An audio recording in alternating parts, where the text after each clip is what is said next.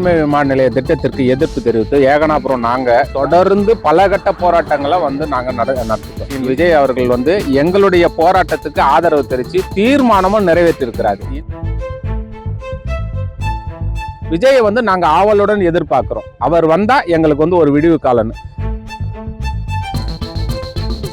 இந்த பரந்தூர் பசுமை விமான நிலைய திட்டத்திற்கு எதிர்ப்பு தெரிவித்து ஏகனாபுரம் நாங்க கிராம மக்களும் போராட்ட குழுவினரும் தொடர்ந்து பல கட்ட போராட்டங்களை நாங்க நடத்திட்டோம். இன்னைக்கு 907வது நாள் இன்னைக்கு. அதனால மதிப்பிற்குரிய விஜய் அவர்கள் தாவக கட்சியின் விஜய் அவர்கள் எங்களுடைய போராட்டத்துக்கு ஆதரவு தெரிவித்து தீர்மானமும் நிறைவேற்றிருக்கிறாரு. இந்த இடத்துல இந்த விமான நிலையம் வரக்கூடாது, ஏன்னா விவசாய நிறைந்த பகுதி, நீர்நிலை நிறைந்த பகுதி அப்படின்னு சொல்லிட்டு அனைத்து கட்சிகளும் இங்க இருந்தாலும் விஜயை நாங்க ஆவலுடன் எதிர்பார்க்கிறோம். அவர் வந்தா எங்களுக்கு ஒரு விடிவு காலன்னு.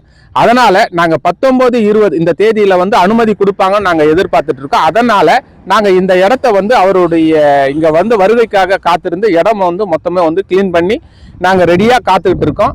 அவர் வருகைக்காக நாங்க ஆவலுடன் எதிர்பார்த்திருக்கோம். அதுக்கு விடிவு காலம் கண்டிப்பா அவரால் கிடைக்கின்ற எங்களுக்கு ஒரு நம்பிக்கையோட காத்துட்டு இருக்கோம். பரந்தூர் விமான நிலையம் சார்பாக ஏகனாபுரம் கிராமம், சுத்திவட்ட கிராமம் 907 நாட்களா இதுவரையும் நாங்கள் போராடிட்டு இருக்கோம்.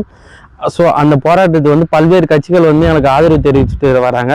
அதை தொடர்ந்து விஜய் சார் தாவேக விஜய் சார் எங்களுக்கு ஆதரவு தெரிவிக்காக வரதா சொல்லியிருக்காரு.